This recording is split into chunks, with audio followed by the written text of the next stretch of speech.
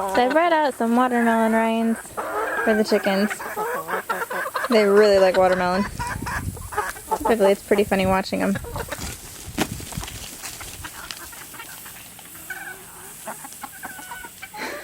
They're kind of heavy to pick up and run off with, but occasionally that does happen too. Is that good stuff, guys? Delicious. I think it's one of their very favorite things that we bring out. Oh, that's mean. You share.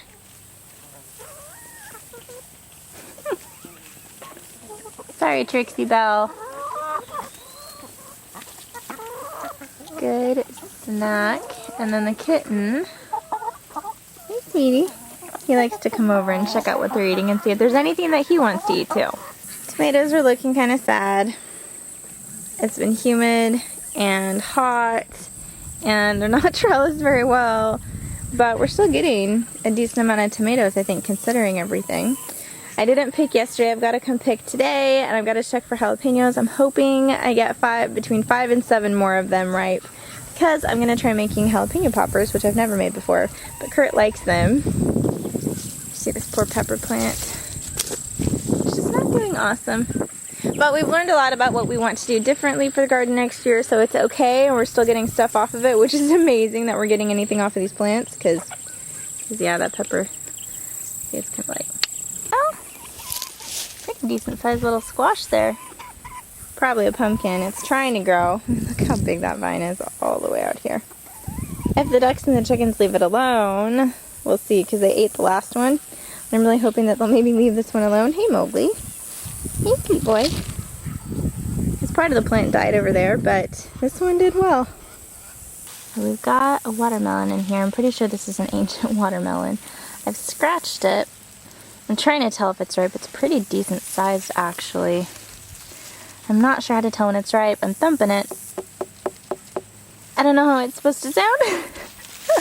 You guys think that's ripe? Should I pick it? Should I leave it still? I don't know. How do you tell if yours are ripe? Because I don't want to pick it before it's ripe, but I don't want to leave it to where it gets overripe and it's gross. You've got these ones here growing. They're a different variety. I don't really remember which kind. I think they've got a ways to go though, because they're not as big. Hi, sweetie. I don't know how he got in here because I closed the gate, but he's in here following me everywhere. Hey, Mr. Mowgli. He's very sweet. Kind of a pest sometimes, but you're so sweet we don't mind. So yesterday, Spider moved 2 of her babies right there by that log on the ground. And then we put those back because she was nowhere to be found and had just left them there and they weren't with the others. So then she moved 2 different ones over there and we put those back. And then she moved all but I think 2 of them. So 2 were still in there in the shed and 4 were out here. So we just brought that out and put them all in it, and so far she's left them in there. I think it's been really hot, and it's hot in the shed, and right here you can feel the cool air coming from underneath the house, so I think maybe that's why she moved them. Look at those babies. Aren't they just precious? Oh my goodness, they're so sweet. They're so sweet. They're just over a week right now.